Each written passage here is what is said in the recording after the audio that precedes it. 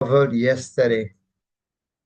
Your points from your notes, you can tell each one of you or some of you about what we have covered yesterday. Some points, any points. Feel free to tell.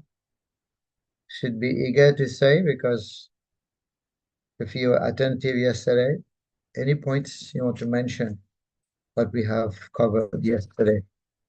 Anyone? Okay, I'll start, Maharaj. Yeah, please. Yeah, so we talked about the invocation, about the Lord is complete. Mantra 1 explains how to attain the completeness. We also talk about Mantra 1 being the principle, but the invocation being the invocation being the principle, but Mantra 1 being the principle into application. And one of the main points that Maharaj pointed out yesterday is the Ishavasya principle about the Lord being the controller and the owner, and we are secondary controllers.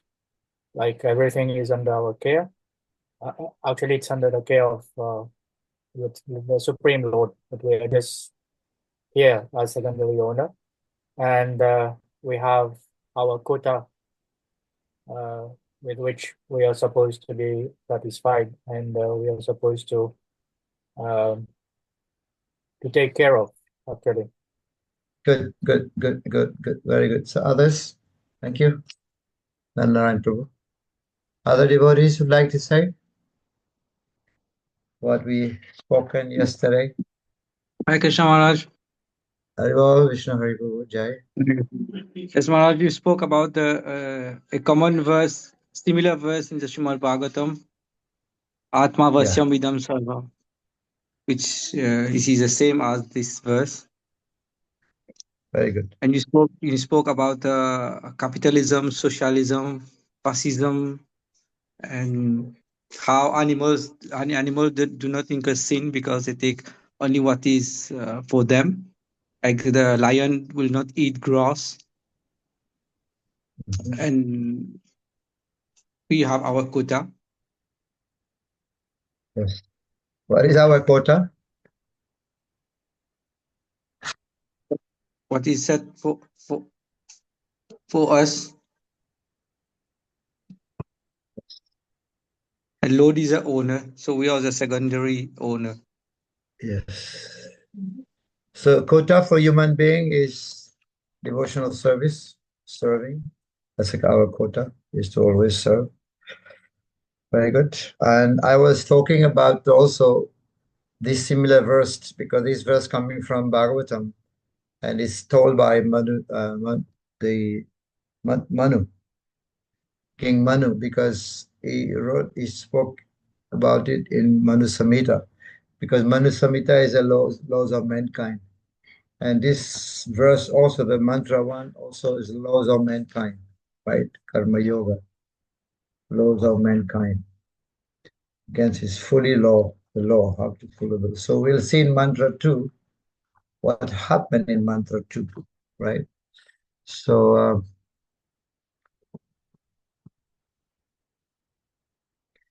okay.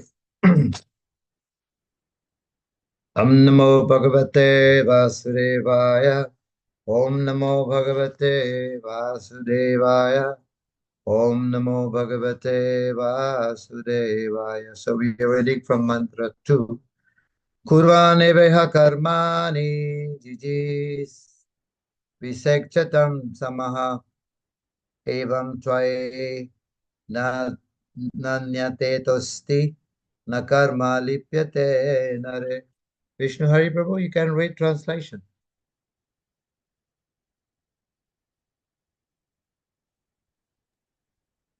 One may aspire to live for hundreds of years if he continuously goes on working in that way, because that sort of work will not bind him to the law of karma, and there is no alternative to this way for man. Pleasure, Translation. purport. Purport, yeah. Purport. No one wants to die, and everyone wants to live for as long as he can drag on. This temperament is not only visible individually, but also it is visible collectively in the community, society, and nation. There is a hard struggle for life in every class of living entities, and the Veda says that this is quite natural for the living being. The living being is eternal by nature, but due to his bondage in this material existence, he has to change his body from one to another. This process is called transmigration of the soul. This transmigration is also called karma bandhana, or being bound by one's own work. The living entity has to work for his livelihood because that is the law of material nature. And if he does not act according to the prescribed duties of his particular life, he transgresses the law of nature, making himself bound more and more in the cycle of birth and death. The cycle of birth and death is present in life other than the human form. When the living entity gets the chance for human life, however, it is his chance to get free from the chain of law of karma, akarma, and vikarma, or principles very clearly described in the Bhagavad Gita. Actions which are done in terms of prescribed duties mentioned in the revealed scriptures are called karma.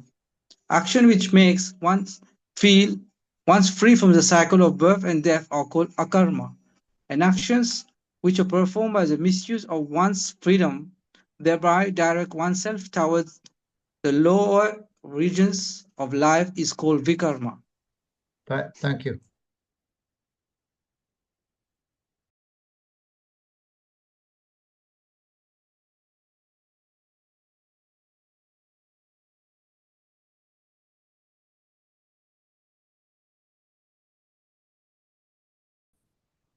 All camera on, please.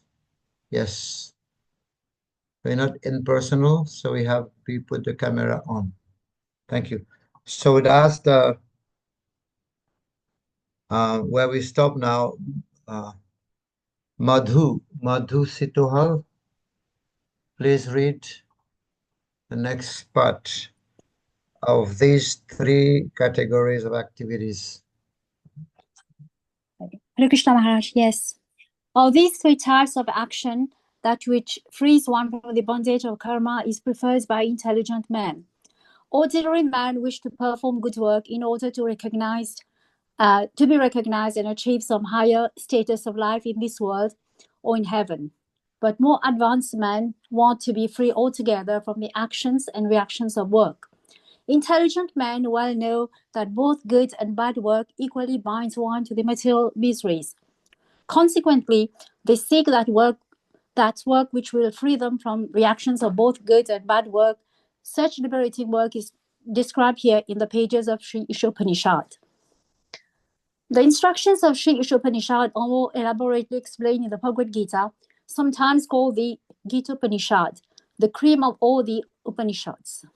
In the Bhagavad Gita 3.92 verses 16, the personality of Godhead says that one cannot attain the state of nishkarmya or akarmya without executing the prescribed duties mentioned in the Vedic literature. This literature can regulate the working energy of human being in such a way that he can gradually realize the authority of the Supreme Being. When he realizes the authority of the personality of Godhead, Vasudeva or Krishna, it is to be understood that he has attained the stage of positive knowledge. In these purified stages of modes of nature, namely goodness, passion, and ignorance, cannot act, and he is able to work on the basis of nishkarmya. Such work does not bind one to the cycle of birth and death. Yeah. Actually, Thank you. Okay, so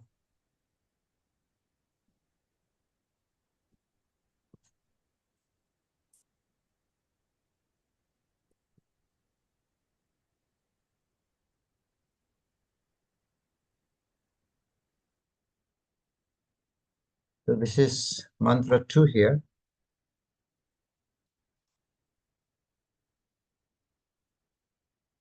So what is the relationship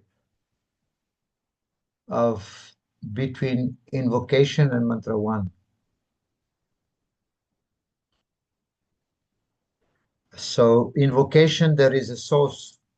Everything emanates from a source as an invocation. So many things emanate from that source, from God. Because even the Paramatma and the energies, everything is one, is coming from the absolute truth, the complete whole. So when we take the complete picture of the whole, that is absolute truth. So because everything comes from him, therefore mantra, because everything comes from him. So therefore mantra 1, everything belongs to him. Invocation saying that is a complete whole. So then mantra 1 is saying that because everything comes from him, so, and then he is, take complete picture that is absolute. Because everything comes from him, therefore mantra 1, everything belongs to him. So this is a point here. And we have said also yesterday, mantra 1 has 3 features. The Ishavashya principle means he's control and owner. We are secondary owners. We have a quota. Then we spoke of, now this one is versed here. One may aspire to live for hundreds of years if he continually goes on doing work in that way. Which way? Which is spoken in mantra 1. Isavasya principle. So if he continuously goes on doing work in that way means, which is spoken in mantra 1. Isavasham idam sarvam yat kincha jagatam jagat. That the Lord is a controller, we are secondary controller, and we have our quota. That's the way. Because that sort of work will not bind him to the laws of karma. And there is no alternative to this way for man. So if we act according to the Ishavasya principle, there is no binding. We're not bound. Actually, everybody is bound in this world by the 3 modes of nature. There is a verse in Bhagavad Gita saying that Yadgyatar karmano nyatra lokoyam karma bandhanat. We have to do action, we have to work as a sacrifice for Vishnu. Work has to be done as a sacrifice for Vishnu, otherwise work causes bondage.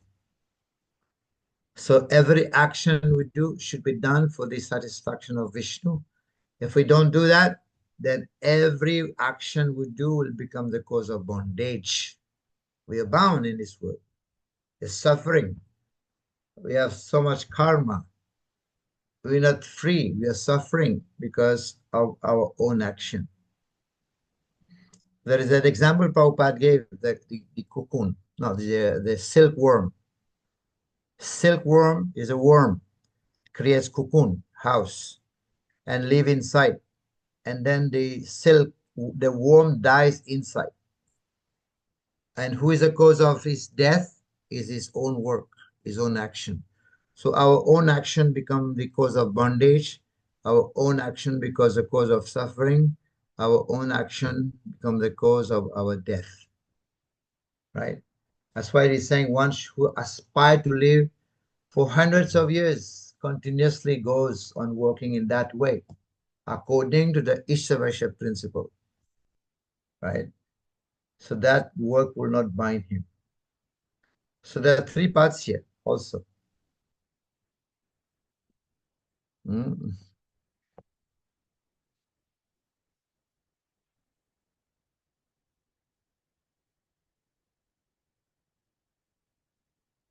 There are 3 parts in this mantra as well. So Yeah, the three parts. So what are the three parts in this mantra? You'll find that to work continuously.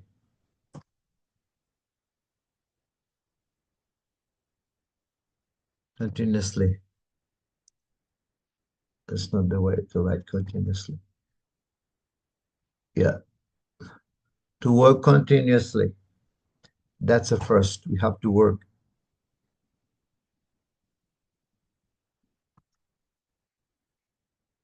Means according to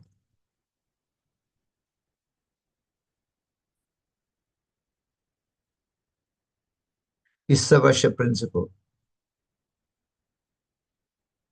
Right? That's the first one. So, and then what will happen?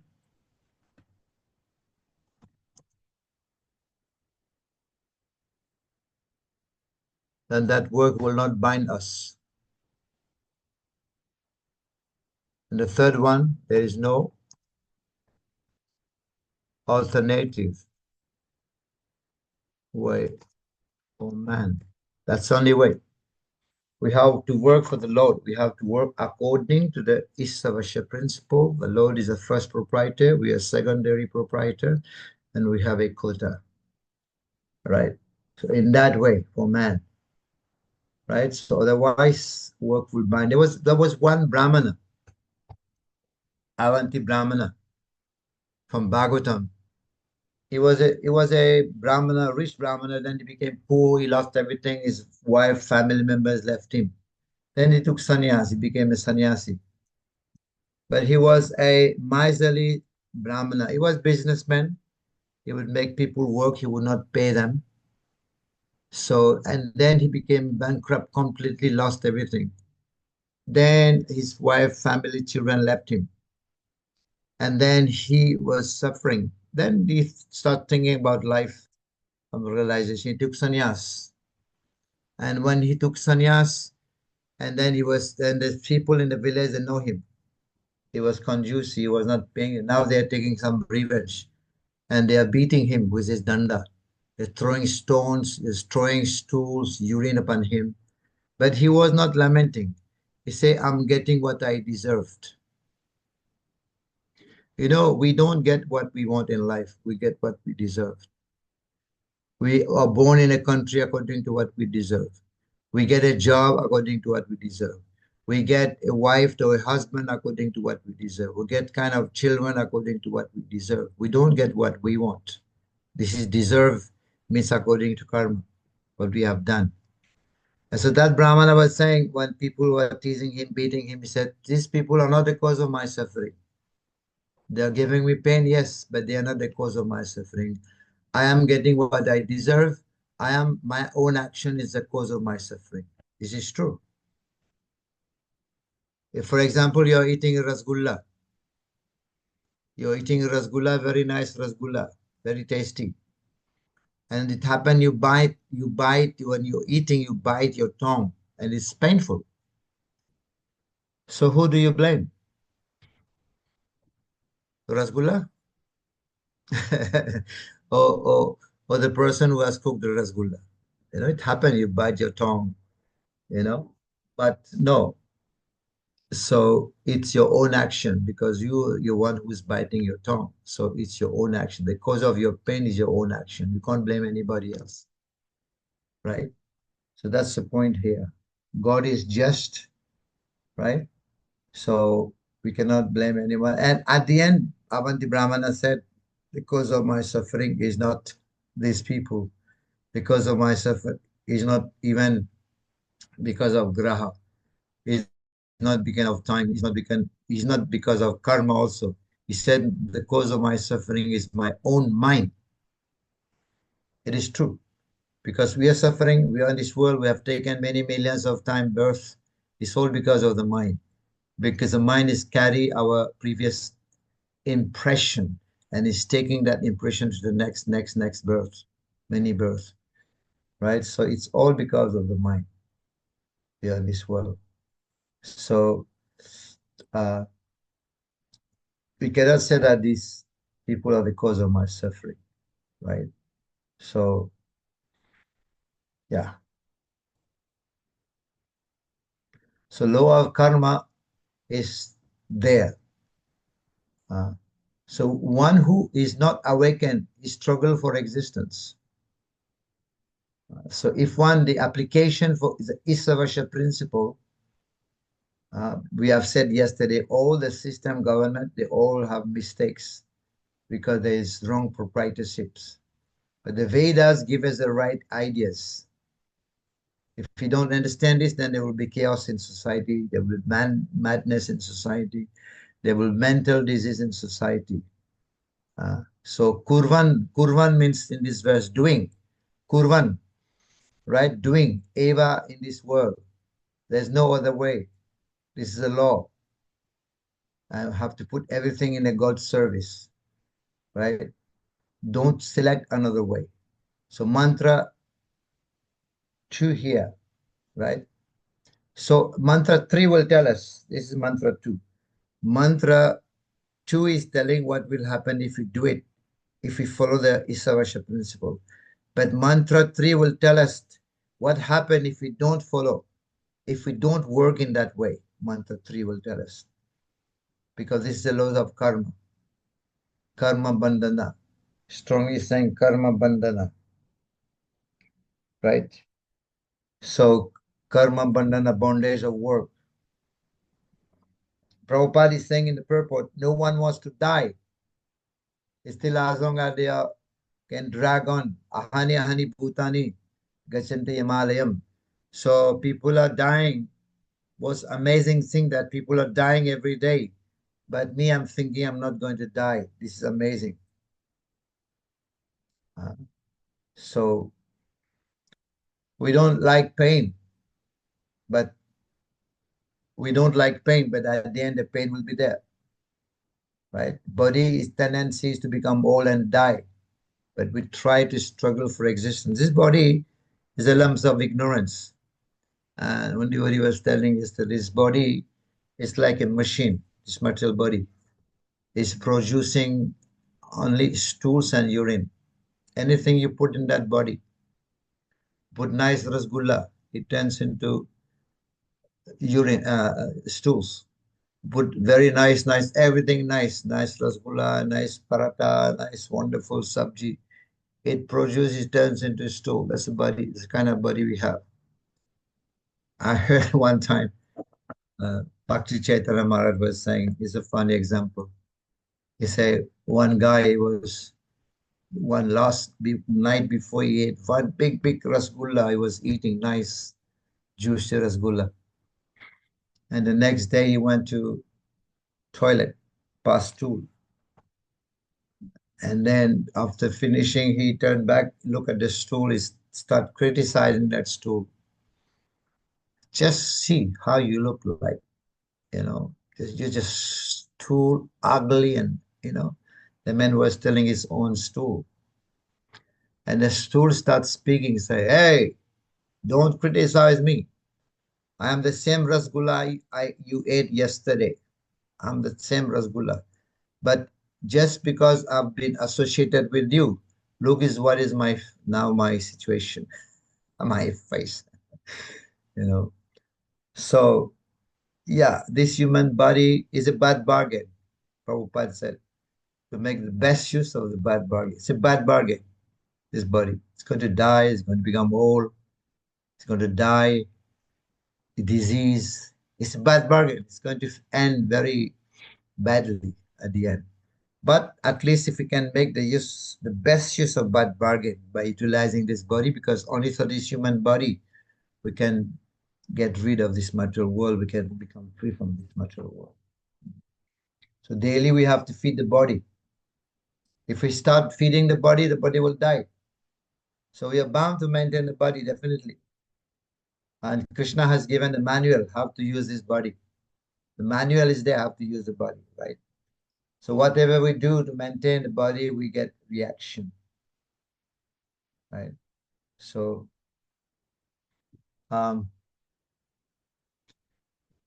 definitely daily we have to feed the body.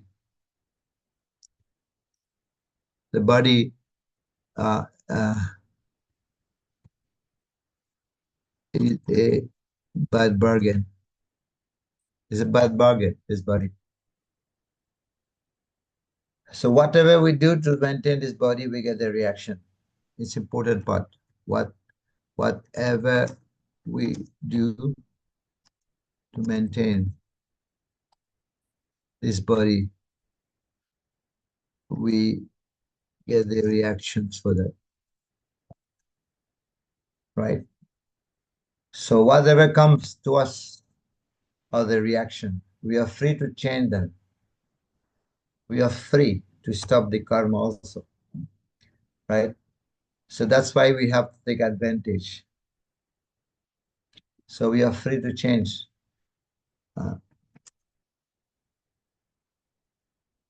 We can change karma, definitely.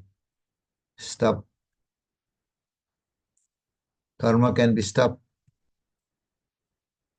This eight, four, absolute, five truth, Ishvara, Jiva, Kala, time, karma, and Prakriti. So all the five elements, karma is temporary, can be changed. So that's why we have to take advantage. So if somebody hits you, you try to hit him back. But an intelligent person will not do that. He will think, how did I get this? How did I get this karma? Why I'm suffering? This is from previous karma, previous life, right? So animals do not create karma. So we have the freedom. We have the freedom. So if we want to follow or not, right?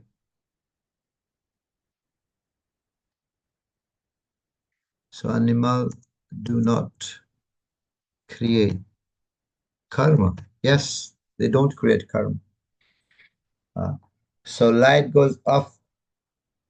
For example, human being in the night, when the light goes off, the animal will go to sleep,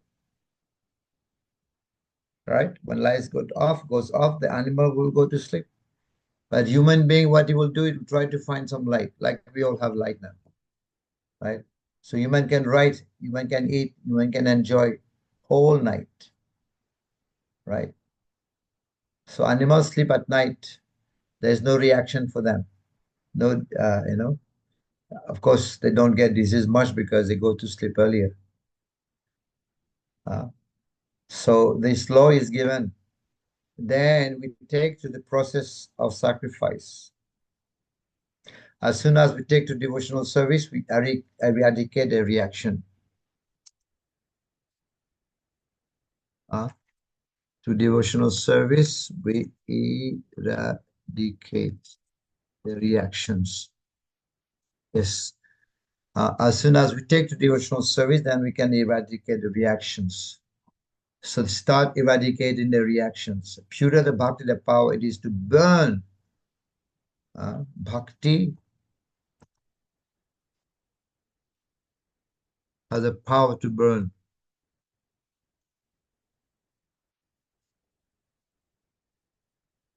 all the reactions.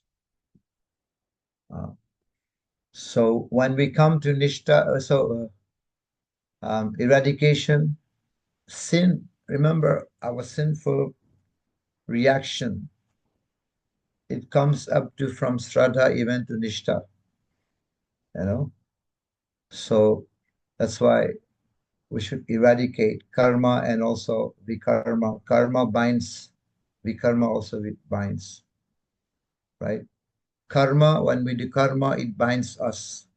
Vikarma means vikarma means vikarma means sinful activity. It also binds, right? So vikarma means one who is not following the scriptures. It's also binding. We get reaction. So there is also negative and positive karma bandhana. Negative and positive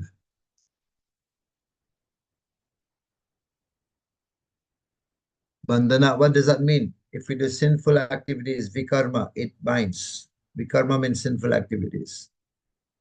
Vikarma, abominable activities. So even sometimes we can also do good karma, positive activities. But that's also binding. Even activities in the mode of goodness, it's also binding because you have to return to this world again. Do good, even good work is binding. If you do good work, you go to heaven. But it's binding, you have to come back again to this world. Right? So even if you do, sometimes people are doing good work, planting, gardening, giving charity, but then you have to take birth again. Because when you don't give donations, good work, donations, and you get good birth, but it's also binding, you get the fruits, but in the next life, you come back to this world again. So the intelligent people should know how both binding, cycle of birth and death. So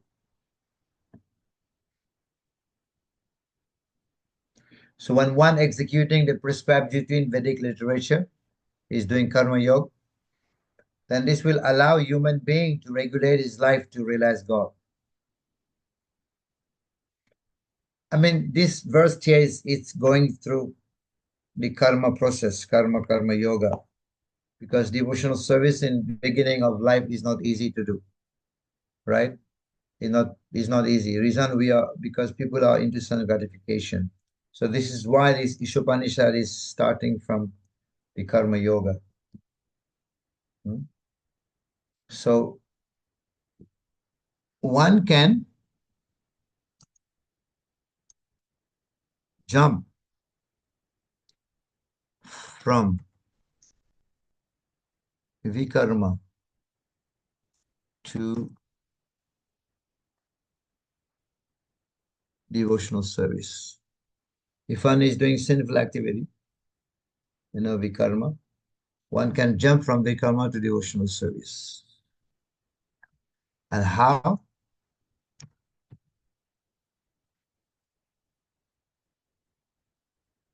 Due to the holy name, right? Due to the holy name.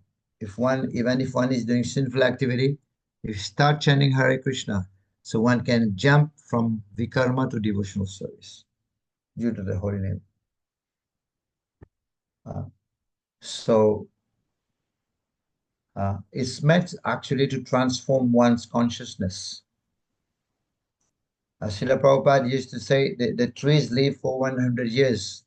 Trees, they live for hundreds of years. For what's the use of living for hundreds of years? It is called extended sanctification.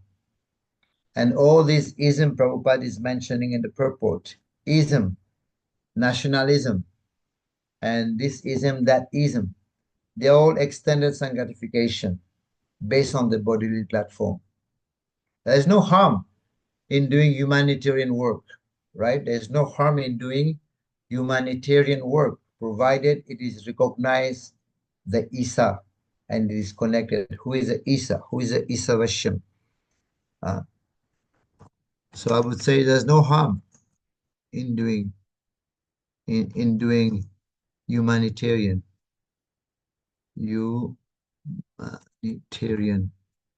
work, right? So provided the Isha means the Isha Vashyam, the Isha Vashyam principle.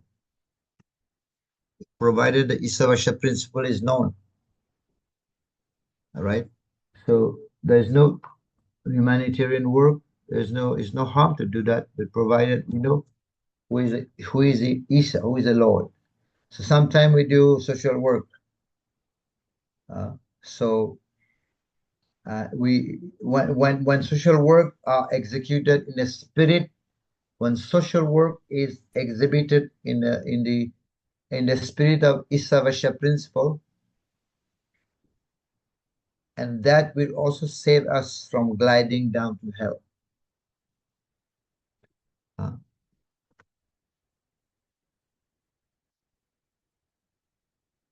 is done in a spirit of Isavasya principle, and that can save us from gliding to hell. Yes. So we have to, the main point, we have to understand that Isavasya principle. God is, even if God, even if God-centered activities is not complete, even if Bhakti is not complete, and then there is no also guarantee of human birth. So what to speak of social work, right? So Bhakti completely is based on the Isavasya principle, but Bhakti is more than Isavasya principle. So I would put like this: Bhakti is based, yes, Bhakti is based on the Isavasya principle, right? But it's more than that. Perfect state of Isavasya is Bhakti.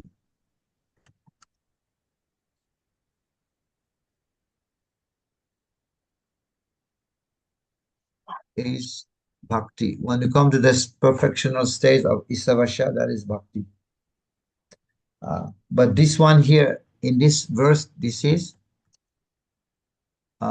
Karma Yoga, to do action, right? This verse here, mantra 2, this is Karma Yoga. Perfect state of Isavasya is Bhakti, but this one is Karma Yoga here, right? So Isavasya principle means to recognize the supremacy of the Lord.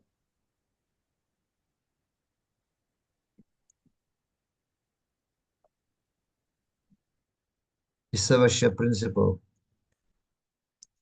is to recognize the supremacy of the Lord. So just to recognize the supremacy of the Lord. If we do karma yoga, it is 50%. This verse is karma yoga.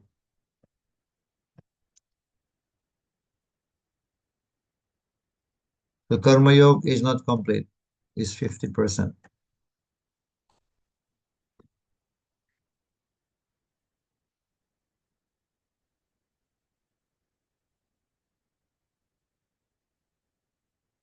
So devotional service is 100%, right? So complete is devotional service. So this is written in Bhakti Rasamrita Sindhi. When you will do that, you will see. So because the karmi, they sacrifice for the demigods and they give charity to the poor. But Ishavasya principle,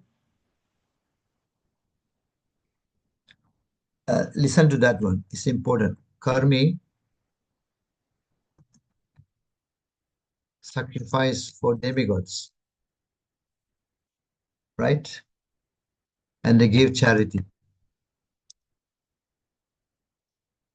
So that's what they do. Karmis, the fruity workers, they sacrifice for demigods and they give charity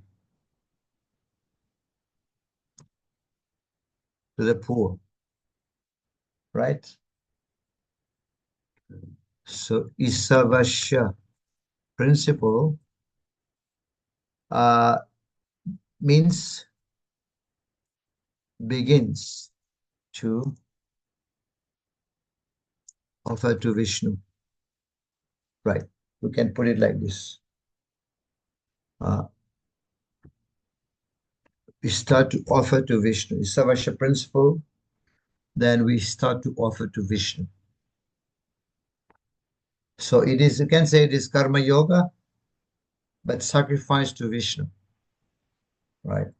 So this is a point here. Okay, where we stop?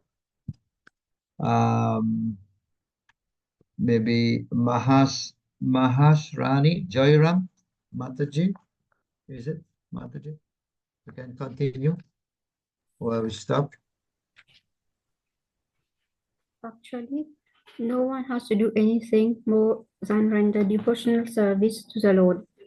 However, in the lower stages of life, one cannot immediately adopt the activities of devotional service, nor can one completely stop fruitive work. A conditioned soul is accustomed to working for sense gratification, for his own selfish interests, immediate or extended. An ordinary man works for his own sense enjoyment, and when this principle of sense enjoyment is extended to include his society, nation, or humanity in general, it assumes various attractive names such as altruism, socialism, communism, nationalism, and humanitarianism. These isms are certainly very attractive forms of karma bandhana, karmic bondage. But the Vedic instruction of Sri Isopanisad is that if one actually wants to live for any of the above isms, he should make them God-centered. There is no harm in becoming a family man or an altruist, a socialist, a communist, a nationalist, or a humanitarian, provided that one executes his activities in relation with Ishavasya, the God-centered conception.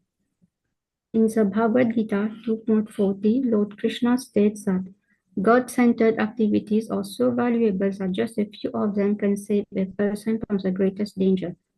The greatest danger of life is the danger of gliding down again into evolutionary cycle of birth and death amongst the 8,400,000 species. If somehow or other a man misses the spiritual opportunity afforded by his human form of life, and falls down again into the evolutionary cycle, he must be considered most unfortunate. Due to his defective senses, a foolish man cannot see that this is happening. Consequently, Sri Isopanisad advises us to exert our energy in the spirit of Ishavasya. Being so engaged, we may wish to live for many, many years, otherwise a long life in itself has no value. A tree lives for hundreds and hundreds of years, but there is no point of living a long life like trees, or breathing like bellows, or begetting children like hawks and doves, or eating like camels. A humble God-centered life is more valuable than a colossal hoax of a life dedicated to godless altruism or socialism. When altruistic activities are executed in the spirit of Sri Isopanishad, they become a form of karma yoga. Such activities are recommended in the Bhagavad Gita 18:5 to 9 verse, for they guarantee the executor protection from the danger of sliding down into the evolutionary process of birth and death. Even though such God-centered activities may be half-finished, they are still good for the executor because they will guarantee him a human form in his next birth. In this way, one can have another chance to improve his position on the path of liberation. How one can execute God-centered activities is elaborately explained in the Bhakti Rasamrita Sindhu by Srila Rupa Goswami. We have rendered this book into English as a letter of devotion. We recommend this valuable book to all who are interested in performing their activities in the spirit of Sri Isopanishad. Thank you very much. Yes.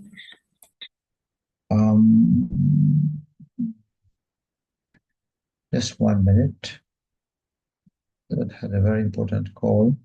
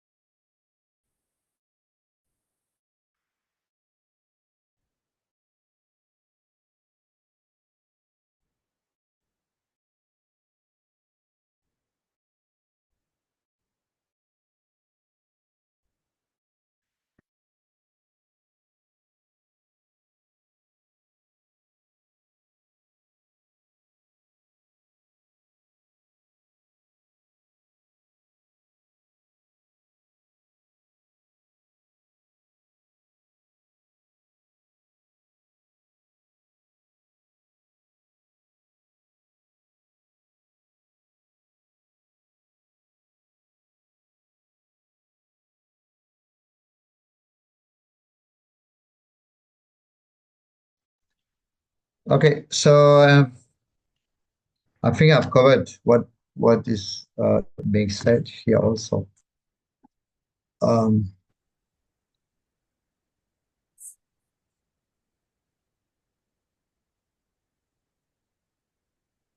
yeah.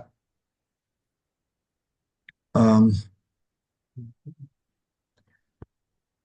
so okay, very interesting this purport, last purport. So this is God-centered activities. The last it is saying that even a humble life with God-centered activities is more valuable than the colossal works of so-called altruism or socialism without any related to God.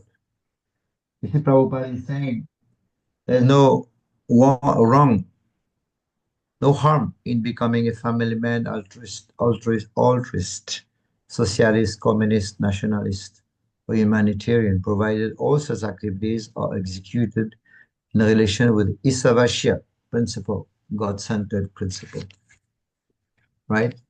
There's no harm to become social worker. The only things they don't understand the proprietorship was a proprietor of everything, the Isavasya, God-centered activity. The greatest danger of life is to glide down to the evolutionary cycle of birth and death. Mm. So that's why Sri Isopanisad advises us to understand, to exert our energy in the Ishavasya spirit, right? And the last purport, the last paragraph, when activities such as altruism are executed in the spirit of Sri Ishopanishad, every one of them becomes a form of karma yoga, as is recommended in Bhagavad Gita. And that guarantees the executor against the dangers of the evolutionary process. Prabhupada is repeating the same point of birth and death. Such God-centered activities, even though half finished, are still good for the executor because they will guarantee him the human form of life in his next birth. In this way, he can have another chance to improve his position on the path of liberation. So, if one is acting according to the principle of Isavasya principle, this is the karma yoga 50%. I've said already, karma yoga is 50%. So then what happened? That will help him, even though he's not completed in this lifetime. So next life he will be able to complete, you know. But Bhakti Yoga is 100%, right? Okay, so any question on this?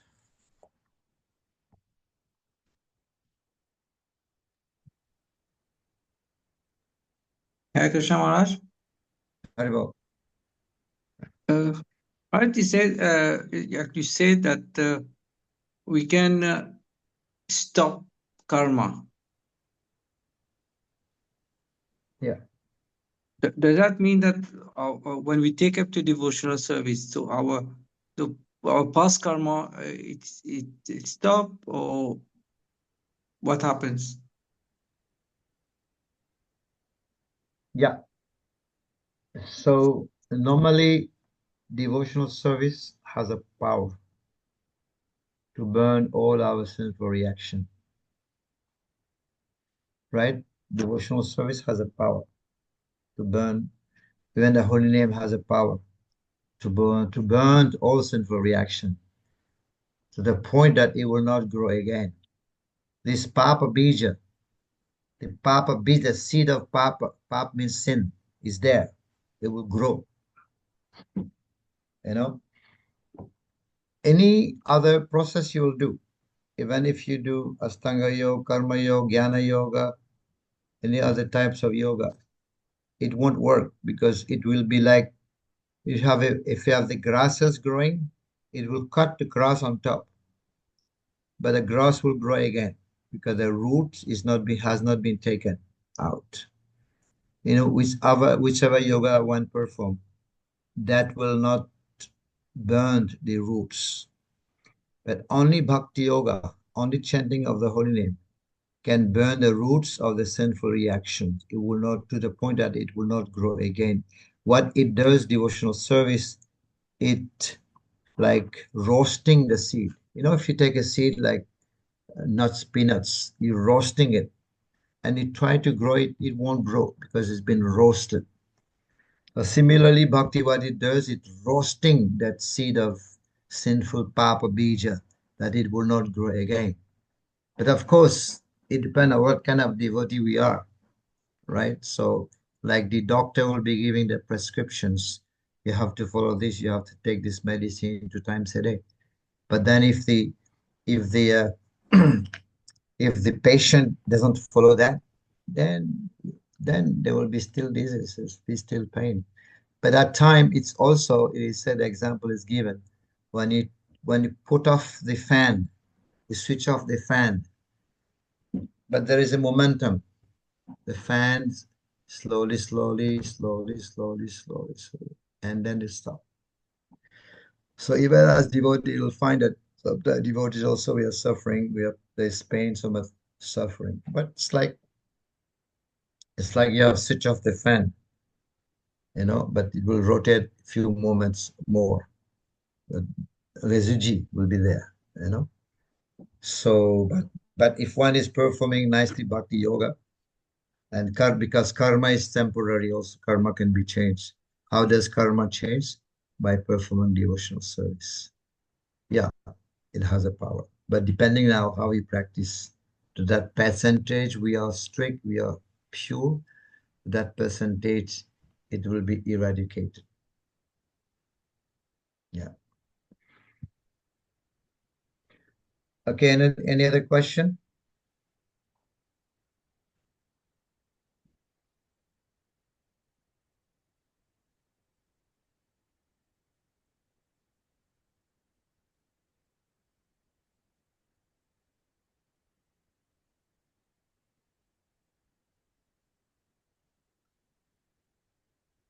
Asurya namate loka andena tamas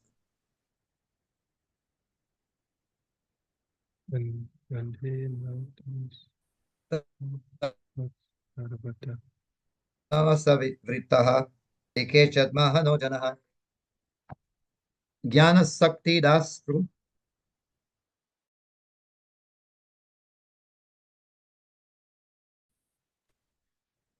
Maharaj, the killer of the soul, whoever he may be, must enter into the planets known as the walls of the faithless. Translation.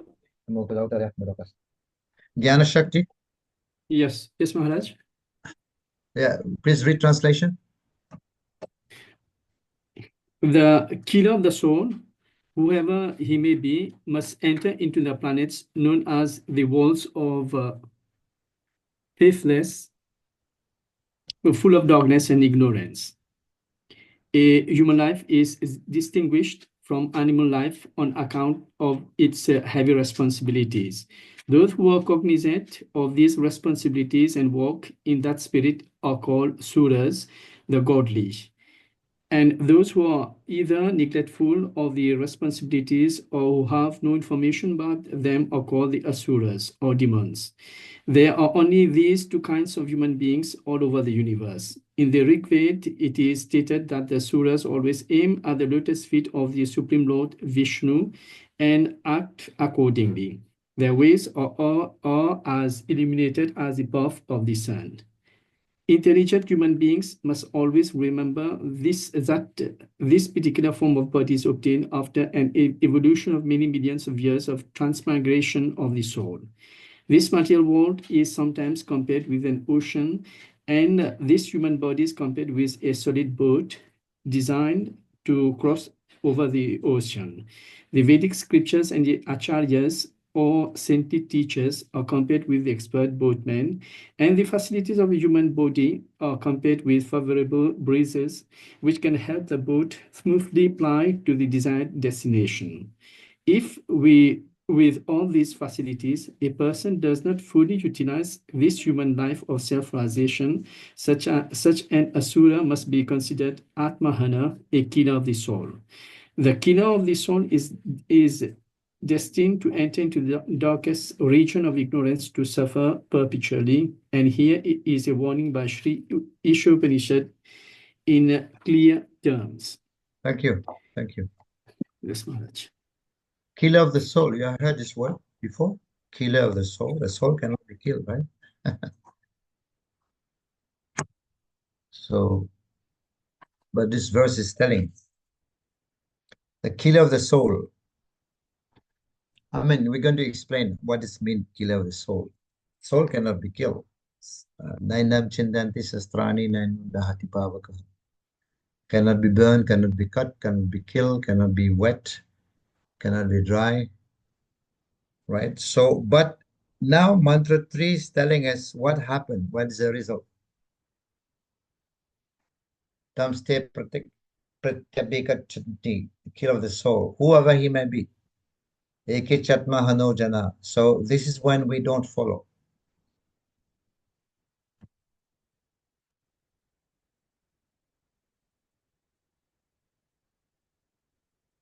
Now this is when we don't follow the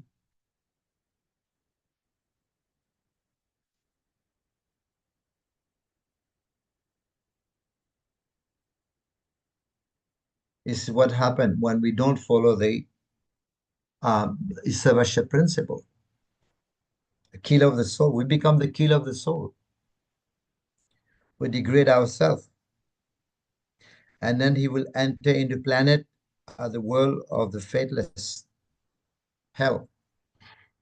He will enter hell if he doesn't follow that principle of Isavasya principle.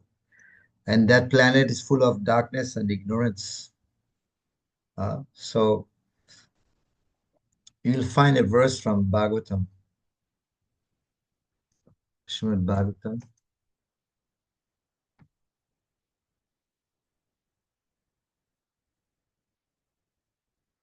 That's what Prabhupada is quoting. 11:20:17. Prabhupada is quoting in the verse, in the purport here. Nidehamadya sulabham sudurlabham. Nideha adyam sudurlabham. Plavam sukalpam guru karnadaram. Maya nukulena nabhasvateritam. Pumans bhavabdhi nataret sa'atmaha.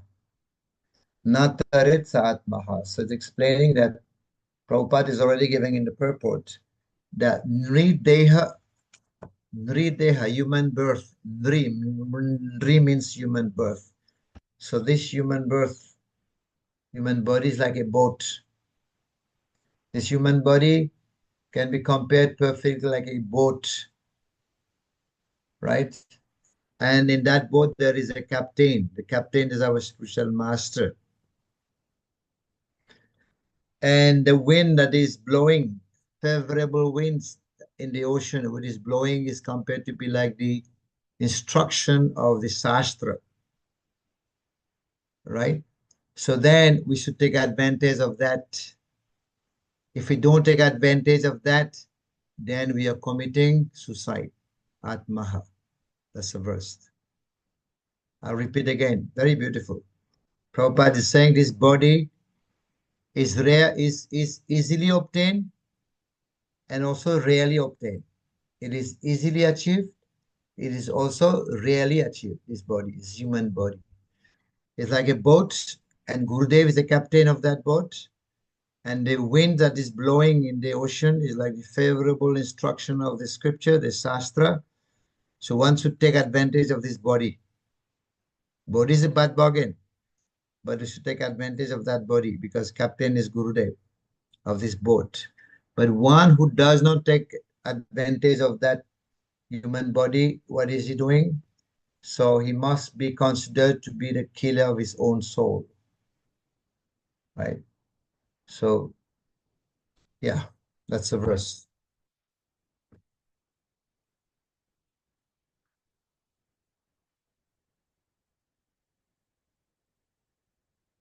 His body is easily obtained.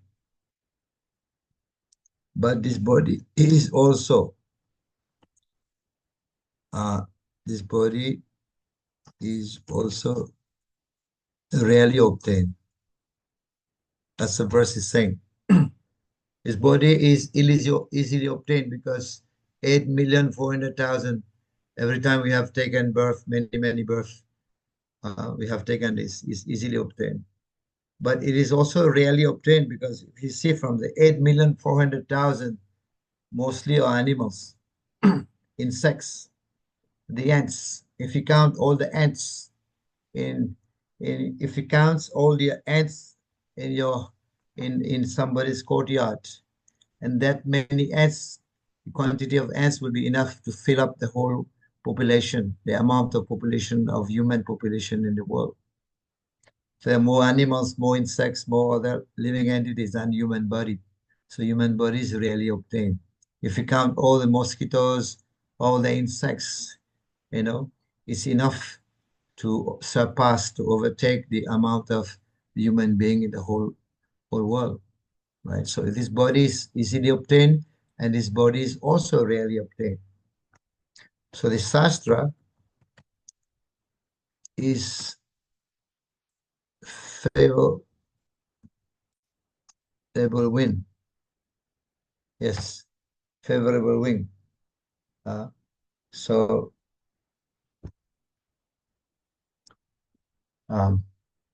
this is our destination. So we will hear different kind of kill of the soul. In this Upanishad, we will hear the different kinds of kill of the soul.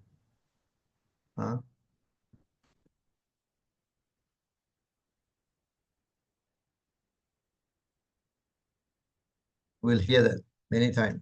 Different kinds of kill of the soul. So different kinds of natures. In text 2, it is suras.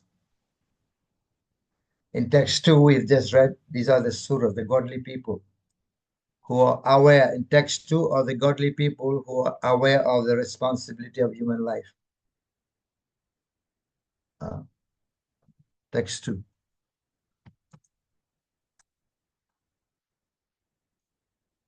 Suras.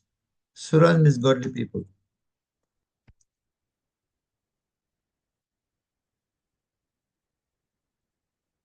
But asuras now, what does asuras do? If you read chapter 16 in Bhagavad Gita, what do they think? They think, the demon think, so much wealth I have today, I will gain more in the future. This is my scheme. So much is mine now. It will increase in the future more and more. It is my enemy. I have to kill him. Right? So this is my other enemy. I will also killing him. I'm the Lord of everything. I'm the enjoyer. You know?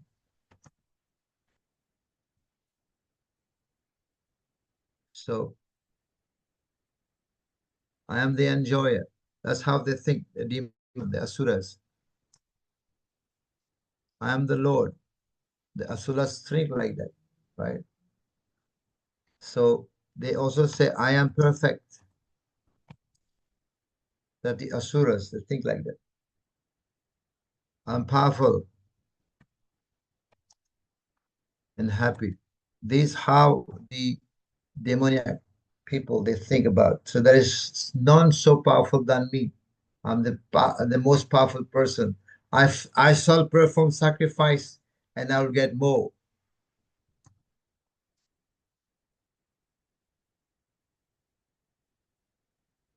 These are the demoniac people, asuras, they think like that, right?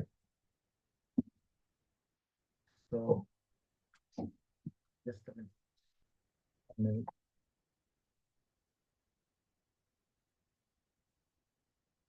Yeah. So this is how the demoniac people think about it, and they are becoming the killer of the soul also. Okay, now Prishni, can you read? Continue reading. Hare Krishna. Yes. There are Continue. swine. There are swine, dogs, camels, asses, etc., whose economic necessities are just as important as ours. But the economic problems of these animals are solved under nasty conditions, while the human being is given all facilities for comfortable life by the laws of nature, because the human form of life is more important than animal life. And why is man given a better life than the swine and other animals? Why is a highly placed servant given all the facilities of comfortable life rather than an ordinary clerk? The answer is that the highly placed officer has to discharge duties of a higher nature. Similarly, the human being has higher duties in life than the animal, who are engaged always in the business of feeding their hungry stomachs. The modern soul-killing civilization has only increased the problems of a hungry stomach. We approach some polished animal, a modern civilized man, and he says that he wants to work for the satisfaction of the stomach, and there is no necessity for self-realization. But the laws of nature are so cruel that in spite of his eagerness to work hard for his stomach, there is always the question of unemployment even after denouncing the prospect of self-realization. We are given this human form of life not to work hard like the ass, the swine, and the dog, but to attain the highest perfection of life. If we do not care for self-realization, it is by the law of nature that we have to work very hard even though we do not want to do so. In this age, the human being has been forced to work hard like the ass and the bull pulling carts. These are some of the examples of the regions where an asura is sent to work, revealed by this verse of Sri Isopanisad. If a man fails to discharge his duties as a human being, he is forced to transmigrate to the planets called Asurya in the degraded species of life to work hard in ignorance and darkness. Okay, thank you. In the Bhagavad Gita, Hare Krishna, thank you. Stop. So I was talking about the asuras, but what are the qualities of the suras? Can anybody say? Sura means godly people. What are the qualities of the suras? Some qualities. What are the qualities of godly people? Cleanliness, Maharaj. Huh? Cleanliness, truthfulness. Yes. More? What are the qualities? More qualities of the suras. Okay, they're clean, they are truthful. What else? More. Lots of qualities. You can say anybody else? They are divine. Yes, they are divine. What else? Humble, Maharaj. Waking up in Brahma Mud Huh? Working? before the sunrise. Waking up early in the morning. Yes, they wake up early. What else? Hare Krishna Maharaj, dedicated Dedicated to whom? to their spiritual life, Lord. to the Lord. Yeah, dedicated to the Lord. Very good. What else? Knowledgeable. They know the Shastra.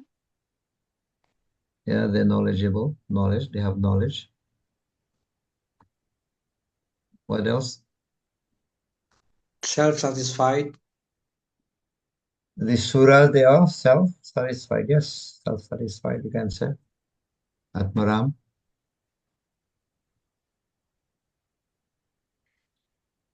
Yes, these are, we'll take 10 in two more. Two more qualities. Fearless, Maharaj. As they become fearless at the feet of the Lord. If they come to the feet of the Lord, they become abhayam, fearless. What's one more?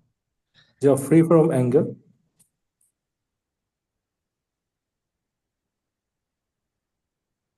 Yes, anger, jealousy, like that. So these are the qualities of the surah. We have spoken about the qualities of the asuras.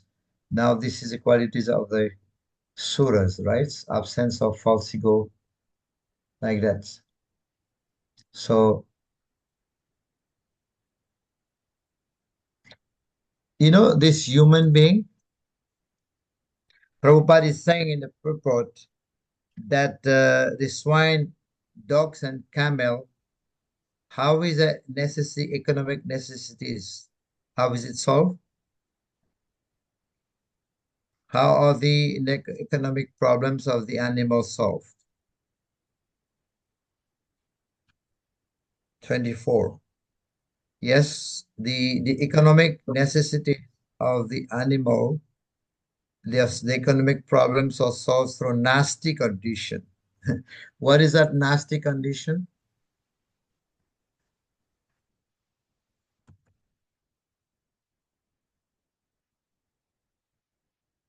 What is nasty?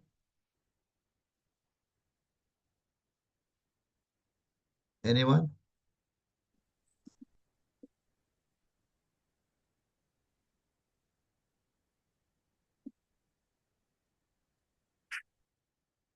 What is that nasty?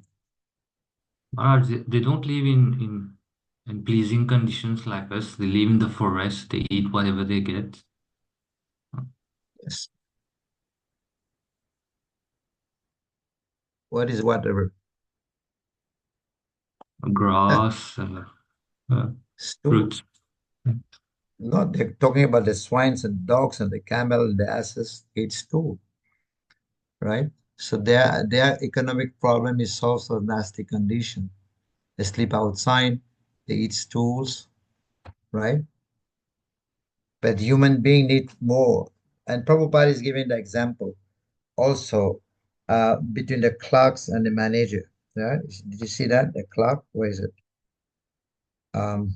Mentioned about the clerk somewhere. Yes, same paragraph. Why is a highly placed servant given all facilities of comfortable life rather than an ordinary clerk? A highly placed servant, let's say a manager. Manager gets more salary. Why? Higher responsibilities. Very good. Because they have manager gets more salary than the clerk. Because a clerk is just sitting small room, have a small table, no fan, dark, broken table, maybe broken chair is sitting there. But he get less salary, But a clerk is getting, the manager get more. So the clerk get less because the manager has higher responsibility, right? Manager has higher response. So human being, why we should become more responsible? Why human life is important? Because human life has more responsibility, right?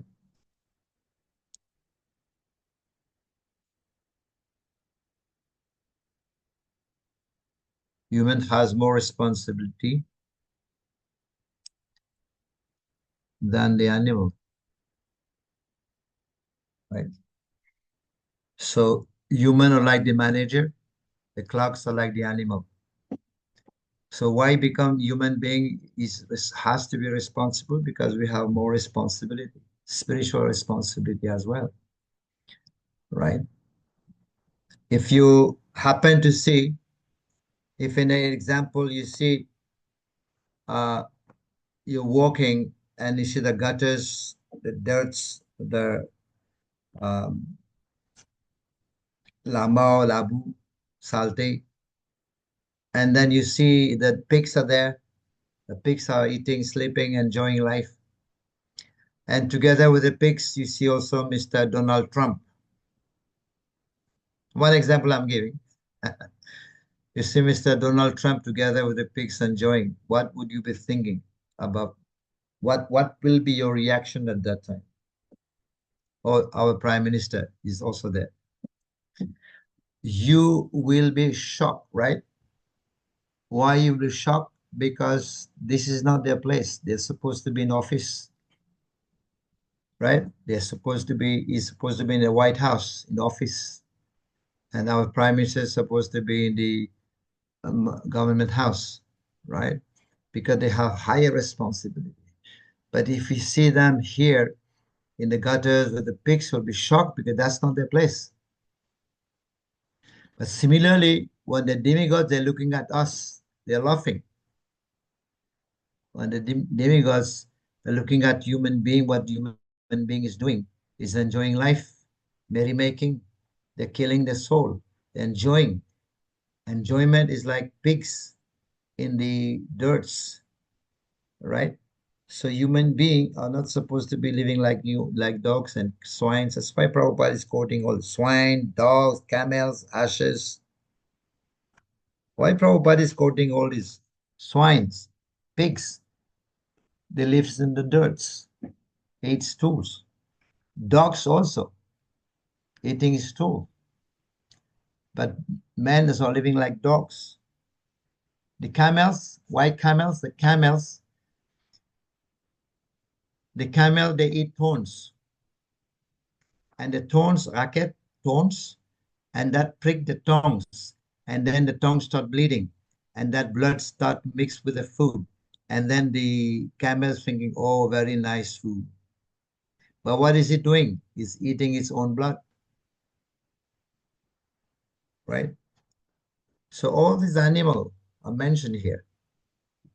Why?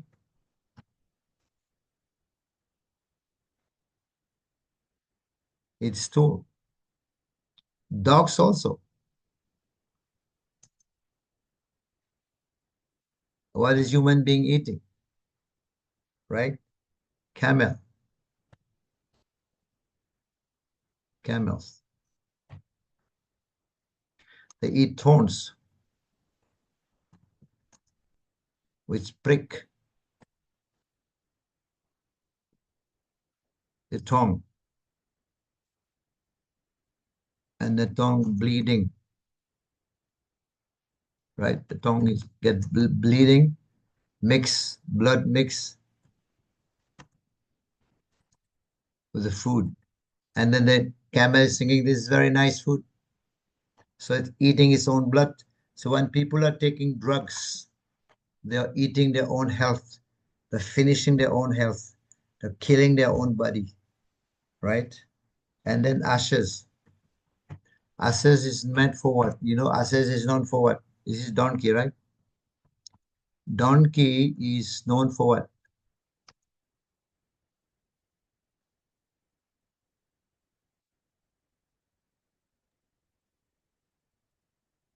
It's known for its foolishness. So why donkey has to work hard? Donkey working hard to get some grasses. If you ask a donkey for the owner is a washerman, is putting loads of cloth on the donkey and goes to the river. If you ask the donkey why you're working so hard, so donkey will say just to get some grasses. But Prabhupada said grasses is also available on both sides of the road, but they're working hard to get grasses, right? So this is donkeys known for their foolishness. So, yeah. Now, human being.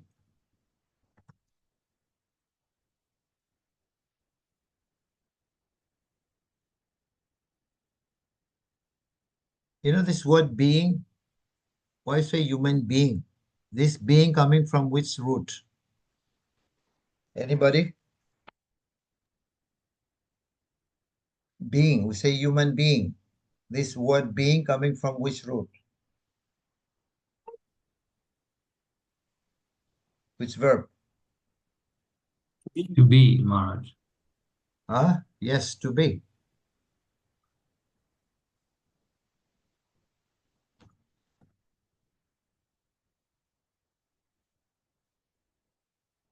The root words.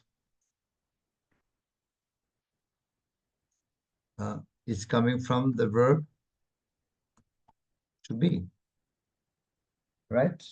The verb is to be. The verb to be. Being means coming from the word to be.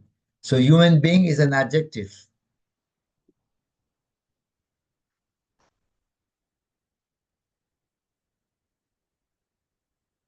Right? Is an adjective. Human being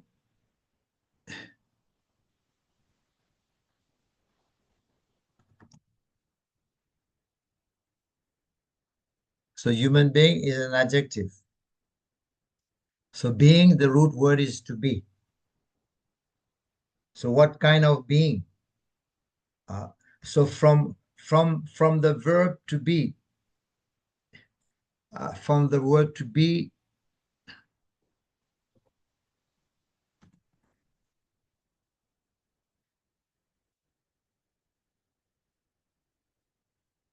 so being refers to existence, right? So from the word to be refers from the word to be. So this is not correct here. So from the word to be, being refers to existence, right?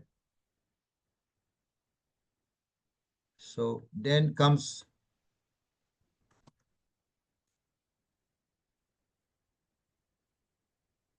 what kind of existence, right? It is human. Yeah. What kind of being? It is human. There are animal beings also. Right? They're also animal being, but this is human being. So in this verse, also two analogies have been given. The boat for crossing the ocean. There's two analogies given in the verse of the Bhagavatam. So boat for crossing, which is a body,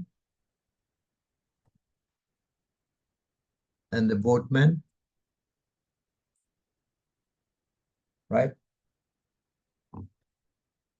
Means guru. They are the boatmen. So, and then they saw the way, the favorable breeze is all about the Shastra, the breeze.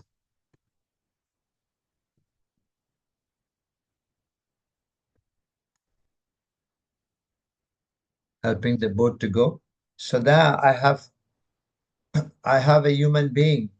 So it means that we have better facilities, right? We have to have better facilities.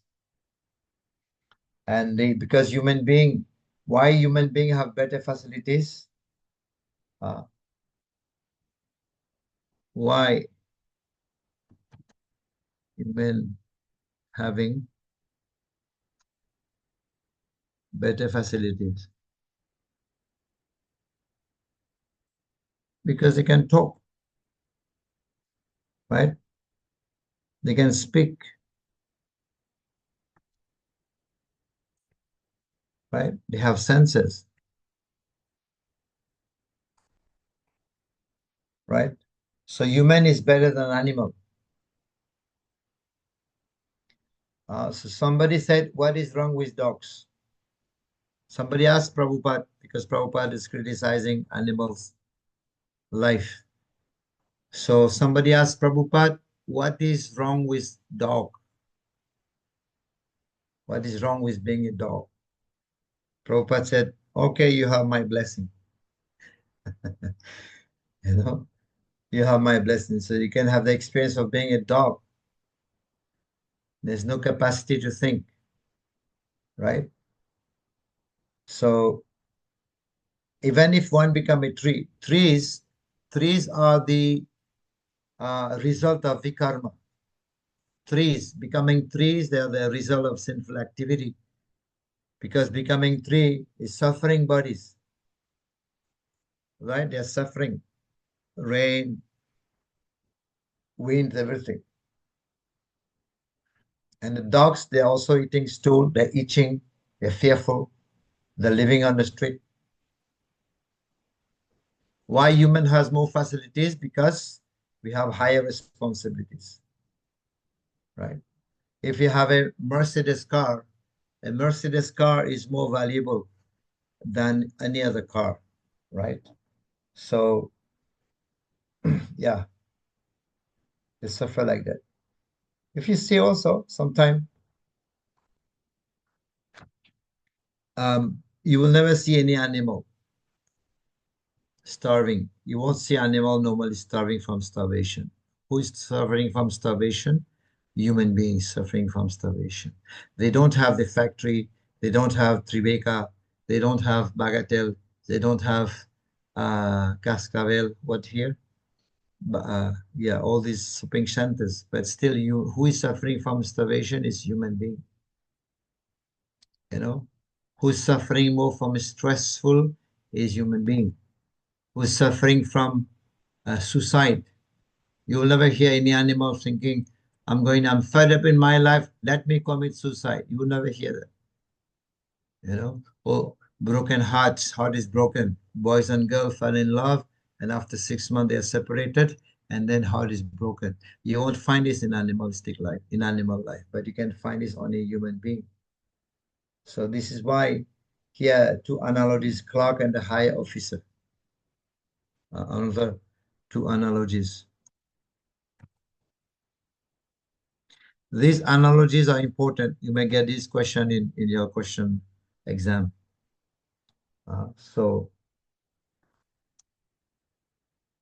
And you can use this example also in your classes, in your preaching. And the high officer. So a high officer get more money, right? Because of his responsibility. High officer is more responsible, right? So a officer has a cooler table. They have everything. So what is the difference? A high officer can think and takes decision. A higher officer can take decision and can think also. Prabhupada said animals do not have responsibilities. This is why animals do not incur karma, because they follow the laws of nature by force. Animals follow the laws of nature by force.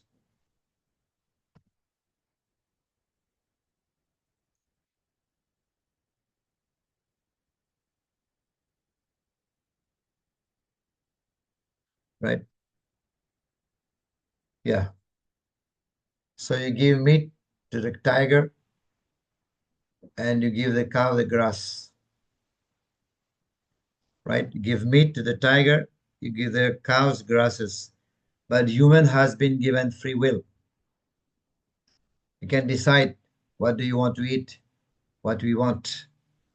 Main thing is to study Shastra and limit our free will. Right? Main thing is to study Shastra and limit our free will. And Prabhupada is saying also 99% are asuras in this world. Like, right, said that they are forest animal people. And what are they doing? Like hard, like asses, eating like a pig, and enjoy like, put it like this. Huh?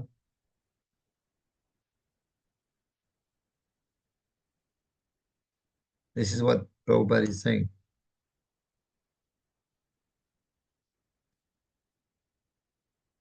Like ash.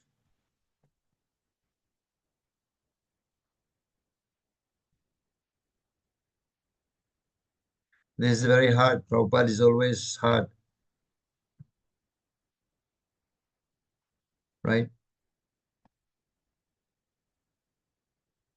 Enjoy like a dog. The human being. It's called Dvipad Pasu, two-legged animal. Dvipad Pasu.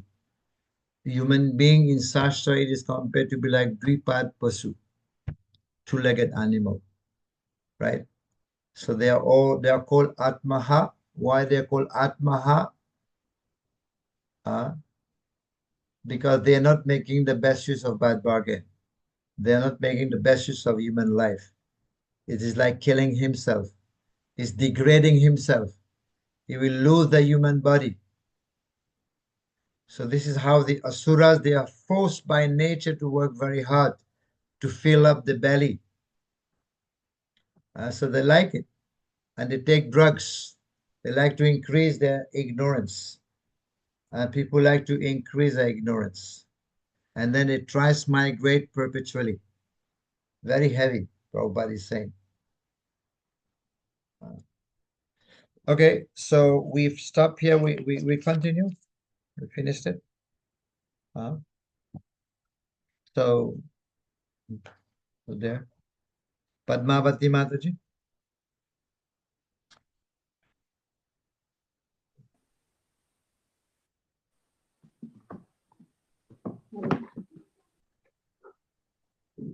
In the With this end. Bhagavad Gita, Yeah. in the Bhagavad Gita, it is also stated that the half self-realized man, who in their previous lives could not complete the process of approaching Godhead, but had sincerely tried for it. In other words, those who fail to attain success in realizing their relation with God are given the chance of appearing in the family of Shuchi or Srimata. Shuchi means a spiritually advanced Brahmana, and Srimata means a Vaishya, or member of the mercantile community. This means that such fallen candidates are given a better chance for culturing self-realization on account of their sincere efforts in past lives. If the fallen candidates are given the chance of taking birth in respectable noble families, we can hardly imagine the fate of those who have completely achieved success in the attempt. Simply to make an attempt for realizing God is to guarantee that the next birth will be in a noble family. But those who do not make any such attempt at all, and who want to be covered by illusion, too materialistic, and attached to material enjoyment, must enter into the darkest section of hell, as is confirmed in all the Vedic literature. Such materialistic asuras sometimes make a show of religiousness with the ultimate aim of material prosperity. The Bhagavad Gita, however, rebukes them as men called great on the strength of false perfection, empowered by the votes of the ignorant and by material wealth. Such asuras, devoid of self-realization and the conception of Ishavasya, the Lord, are sure to enter into the darkest regions. The conclusion is that we are not meant only for solving economic problems on a tottering platform, but we are also meant for solving the problems of the material life into which we have been placed by the conditions of nature.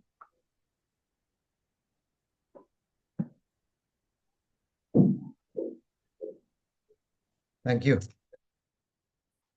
Very interesting. That if one is, Prabhupada is saying, but if you read that in Bhagavad Gita, Prabhupada will be saying that one who has practicing this bhakti devotional service, but even if one has not complete his devotional service, he will be given a chance to appear in a Suchi Srimata Suchi means in a Brahmana family, next birth, or in a Vaishya family, right? So this means that this candidate will be given a better chance for cultivating self-realization next birth, right? Because of their past life.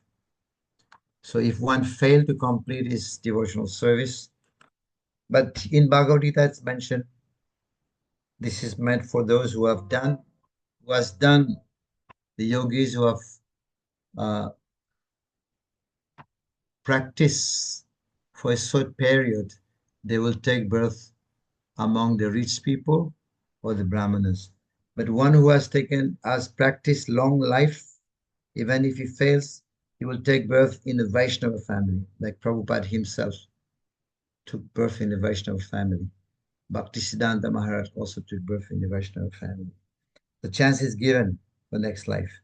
Taking birth guarantees, self-realization is guaranteed. Next birth will be noble in a noble family. But those who do not make any attempt, those who want to be covered by illusion, materialistic life, they become attached to material enjoyment. They must enter into the darkness region of hell. And this is confirmed in all the Vedic literature. So see how devotional service, bhakti yoga, even karma yoga can help also one to be saved from the repetition of birth and death and going to the hellish planet. He's saying here the asuras who take to materialistic life, they will enter into the region of darkness of hell.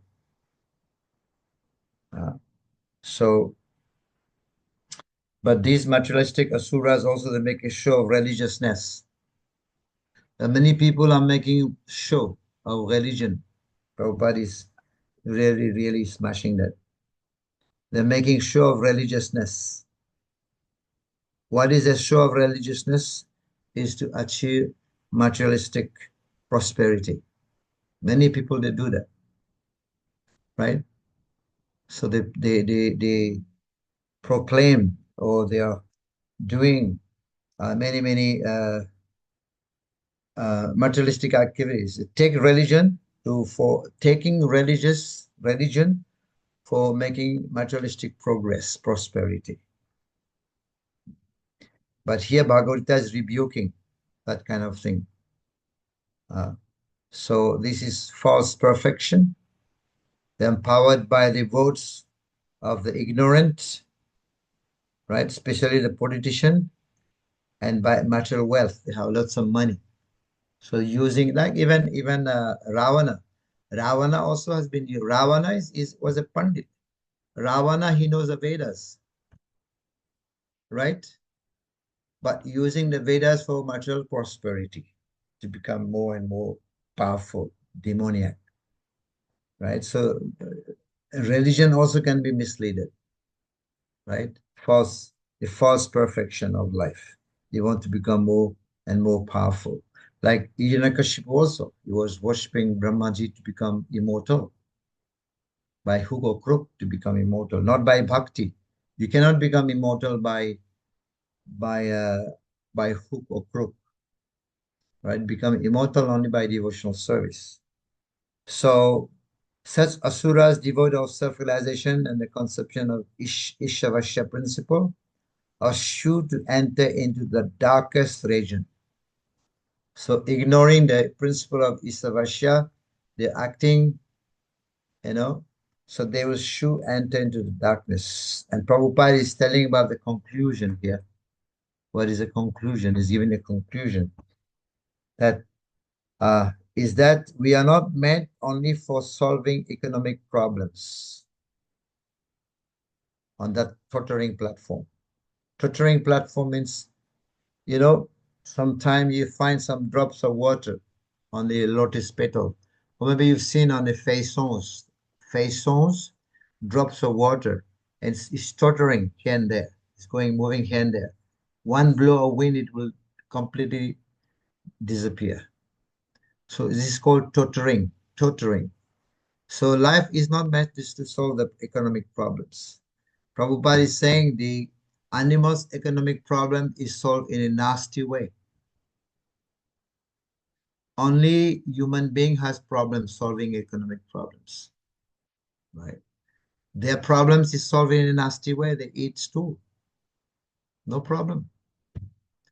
But only human being economic problem has economic crisis, right?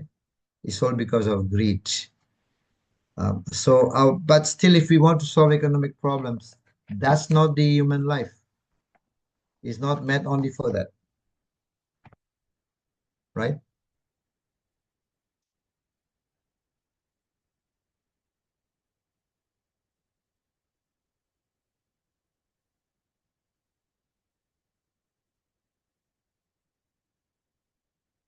So it's not just to solve economic problems.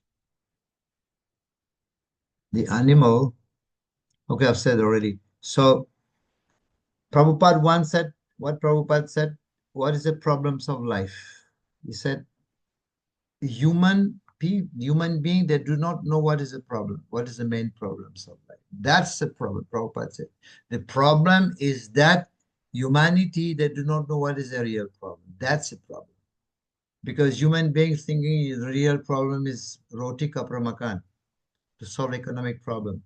Roti, food, kapra, clothing, housing. This is not the problem of life. It's not the main problem. Main problems of life, they don't know. What is the main problems? Okay, anybody can tell me what is the real problems of life that needs to be solved? Economic problem is not the real problem to be solved. What is the real problem? Anybody? Be entangled in this material world, Maharaj. So what do we have to do? Do Bhakti and return back to Godhead. Okay, we are entangling. Okay, other devotees, thank you. Other devotees, what is the main problem that needs to be solved? Accepting the body is real and not the soul. Accepting the body is real. So that's, yeah, accepting the body as real. This is, yeah, as a problem needs to be. So yes. Okay, but it boiled down to 4. Old age, diseases.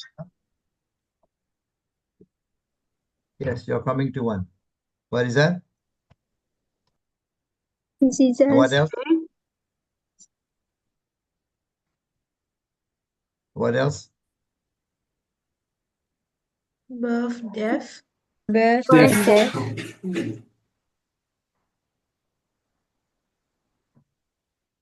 Yes, these are the 4 main problems of life, Prabhupada said. But people, they don't know also what is the real problems of life. They try to avoid all this. Nature is giving some warning that there will be death, but we ignore. What is the first warning nature is giving to us? Birth itself is the first warning that one day there will be death. Birth itself. As soon as we are born, we are dying. So birth itself is a warning. Like in Mauritius, we have cyclone, right? Cyclone warning class 2. Sorry, cyclone warning class 1, class 2, class 3, and class 4. So birth is like cyclone warning class 1. I'll put it in order. Birth,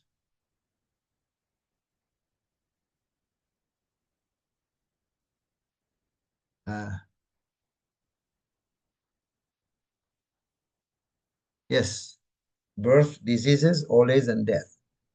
So birth itself is a warning. Because Krishna is saying, Jatashahi dhruvam mrityu dhruvam janmam mritya. One who is born, he will have to die. The birth itself is a warning that there will be death. As we are born, we are dying at the same time. We're not living. We are living, but we are also dying at the same time. Both are happening at the same time. Just like somebody is taking drugs, is taking cigarettes, alcoholic drinks. 2 things are happening at the same time. One is enjoyment, and the one is suffering. Both happening at the same time. You're enjoying, you're drinking, eating, taking drugs, but you're also killing yourself at the same time. Cancer is there. So 2 things are happening. So birth itself is a warning. The first warning, cyclone warning class 1, Tufan, Chetauni, they say like that. So, but then we don't care, so we just go on living. And the second warning, what is the second warning? Tufan, Chetauni. That diseases, when disease come, we get disease. And what do? We just try to ignore, we just put some ointments, some medicine we take, and we forget about it, about death, And then slowly, the third Chetauni, the third warning comes. What is the third warning? the hair start becoming gray. You cannot see properly, you know. You need another pair of glasses, another pairs of eyes, or you put false wig, you know, or you paint people painting their hair black. They try to ignore old age, camouflage, you know. It was the third warning. What they do, try to ignore. What they do, they just paint their hair. I'm okay, I'm fine, I'm good. You know, put plastic surgery. I'm still young, you know. So they ignore. That was a warning, but they ignore the warning. And then the final warning, cyclone class 4, finished. Death is the last. Cannot go back. There's always warning. Nature's giving us warning. But what we do, we try to ignore. We try to cover up. Everything is fine. That's why people say, you ask people, how are you? I am fine. I'm okay. You know? So, yes. So birth, diseases, old age, and death. These are the main problems. They need to be solved. According to Bhagavad Gita, it said, Jarana Marana Mokshaya. Te Brahma Tat Vidu Krishnam. Jaran and Maran, birth and death.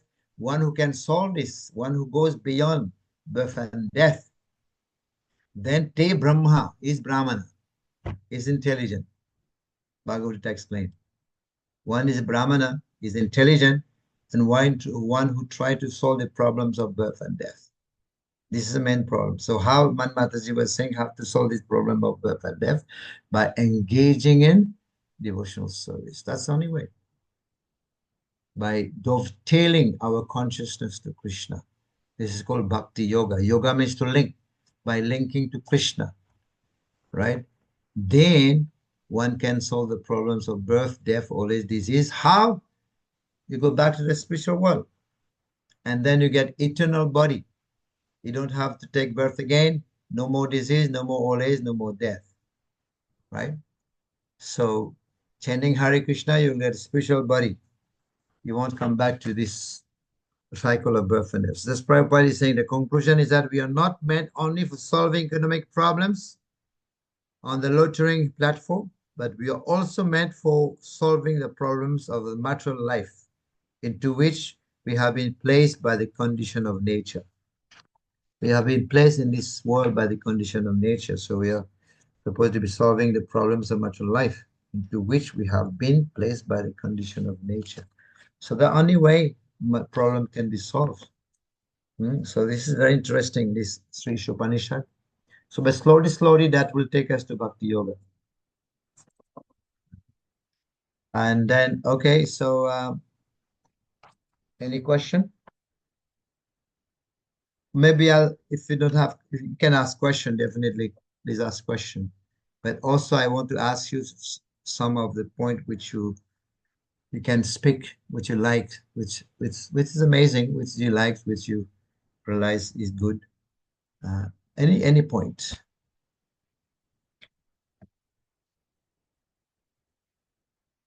First are questions.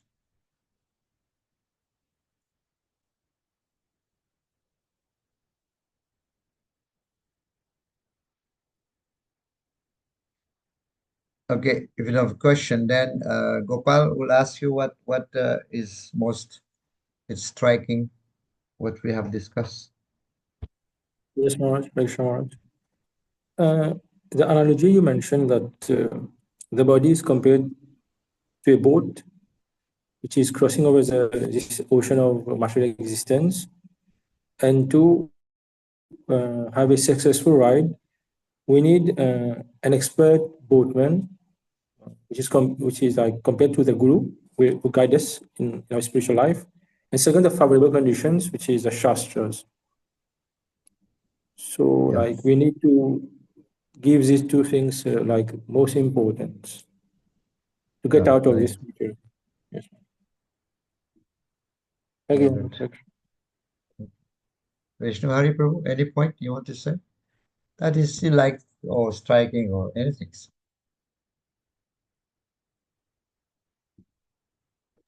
Yes, Maharaj.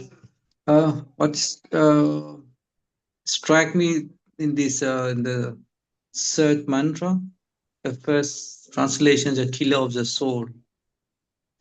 That's very striking. When we know that the soul cannot be killed, so how can this is killer of the soul? It's very striking how Prabhupada translate this. Yeah. Yes. Very good. You're right, because soul cannot be killed. But he's saying in a sarcastic way, like people are killing their soul by not following God, this Isavasya principle, right? So here in Bhagavatam also, the killer of the soul, one who do not take advantage of the body, human body, because like a boat, Guru is like the captain. If you don't take care of this body, take advantage of this human body, although it is a bad bargain, but only the human body you can get out from this material world, then one become the killer of the soul. Very good. Any other devotee? Please speak what you like. Any point, please. Maybe you can ask Prishni.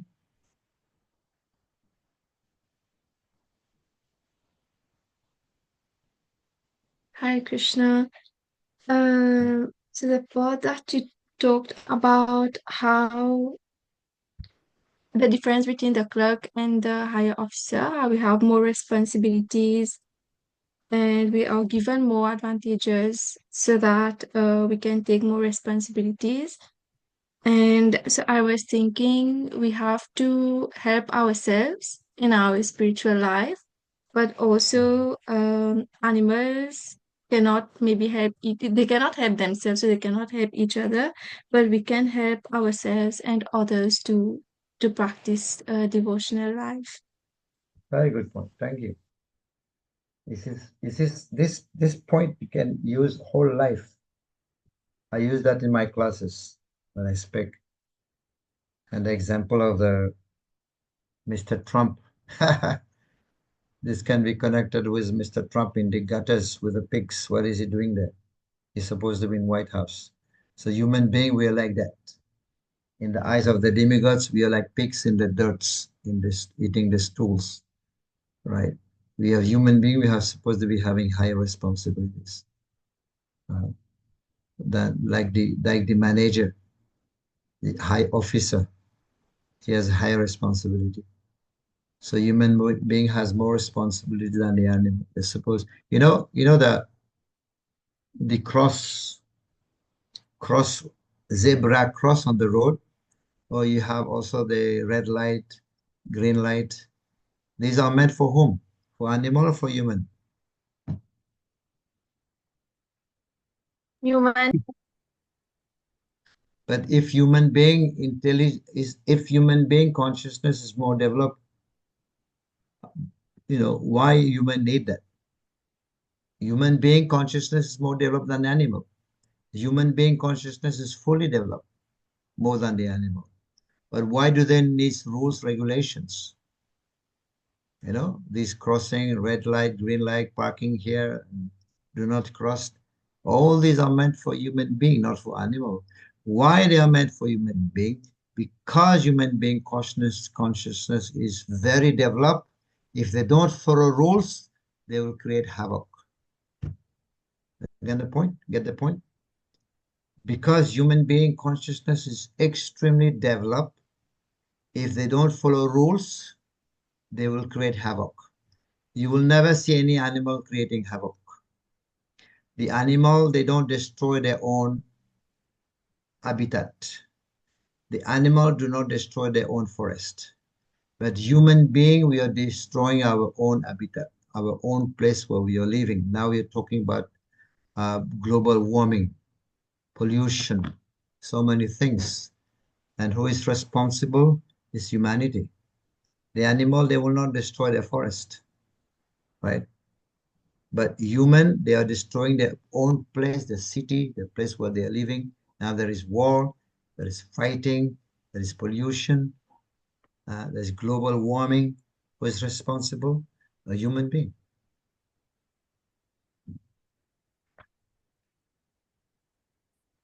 Anybody more? Anyone more who wants to say what they've learned? Hare Krishna Maharaj, I have a question. It's regarding the main problem of life that need to be solved. Exactly, it can be solved?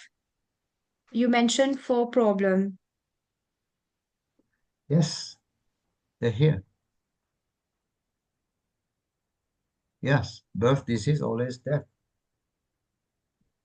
This can be solved So, only by consciousness. okay. So So when you you mean practice, we have to control the birth?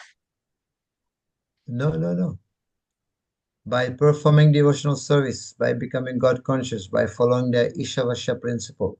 Everything belongs to God. God is a proprietor. We are secondary owner. By following that principle of Ishavasya principle, by doing devotional service also. And then after this, after when we die in this birth, then we'll attain the spiritual world. And then spiritual world, we'll get a spiritual body. Spiritual body never dies. So we'll get spiritual body. And then there is no birth, death, always disease anymore. So we get eternal body in our next life. Not in this life, but in our next life, we will get a spiritual body, eternal body. Right? So this is how this can be solved. I'm not saying that we'll not die in this world. We'll all have to die also. We're all going to become old. But our next birth, we're not going to come back in this world. We'll go back to the spiritual world and we live eternally with Krishna, right? But by attaining mukti. So this is how this problem can be solved. Otherwise, these problems are there. They are there from time immemorial and has never been solved. We have come to this cycle of birth and death for many millions and billions and trillions of lifetime. Still, we are still in that cycle of birth, death, or is disease. It's not our first birth. Prabhupada said you go to the ocean and you count how many grain of sands are there. You go to Ficon Flac, whatever, how many grain of sands, and that many birth we have taken in this distance, right? It's still repetition, and that cycle chakra is still going on, never ending. The chakra, a round circle, there is no beginning, no ending, right? We move on, move on, move on. So until we perform devotional service, then we will be, unless we do devotional service, then we'll come again and again and again, repetition in this cycle of birth and death. So when we do devotional service, understanding that everything belongs to Krishna, we chant Hare Krishna, we live according because we are secondary owner. And then at the end of life, we will go back to Godhead, the spiritual world. And once we are there, there is no more disease, no more old age, no more death. We live eternally with God. This is how the problem can be solved. Is that clear? Thank you, Maharaj. Yes. One more question, Maharaj. We will have to learn by heart these mantra. I think I have sent the for nectar of instruction I've already sent, which the first four verses. Yes. Right? No, I'm talking about the Isopanisad. We will send it on the Okay, on the Maharaj. WhatsApp. Thank you. We'll send it. Which Okay, thank you, verses we Maharaj. have to learn. In every book we have to learn some verses. Okay, Maharaj. Right? Thank you. So we'll send it which verse to learn by heart, because there will be also recitation one day by heart. Yes, This is we have to learn the translation also. yes, better. Yes, definitely both. Okay. Yes, thank The you. Sanskrit and the translation. You also have verses from Bhagavad Gita, from the module 1, module 2, module 3, and also verses from Nectar of Devotion. But in this one also we have to learn. There's three things normally in each book. There is exam, question exam, like question paper. And second is also the learning of the verses. And third is the essay writing. So I've just encouraged those devotees who have not completed the question bank. They have to complete. We said that an extension. So I hope everybody has written. If you don't send your question back, then you'll be the marks will be diminished, will be cut, because it's the thing you have to complete. Question back, essay writing, and learning of the verses.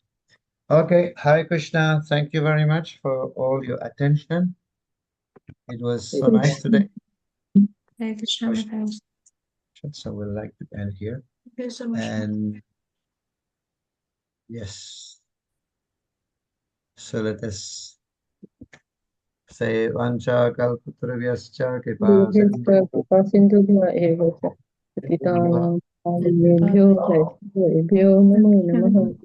One thing I would like to mention also, last thing, that we have put in the group, there will be normally we're supposed to be having 2 retreats for each batch, 2 retreats.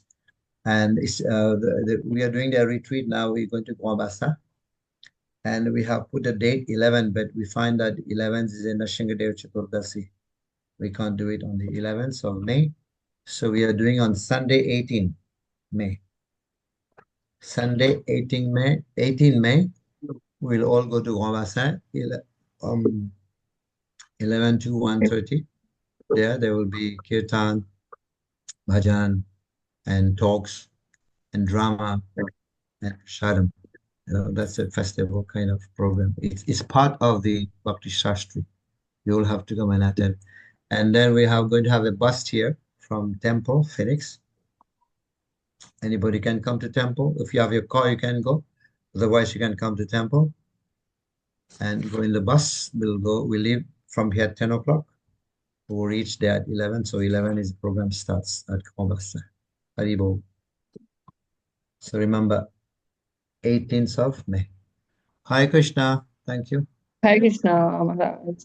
Hare Krishna Maharaj. Hare Krishna Maharaj. Krishna Maharaj. Hare Krishna.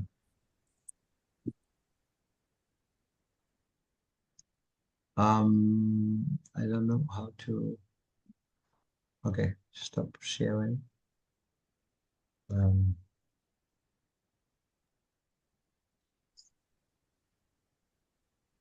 Mataji, you can close. Yes, Maharaj. Yes, Maharaj.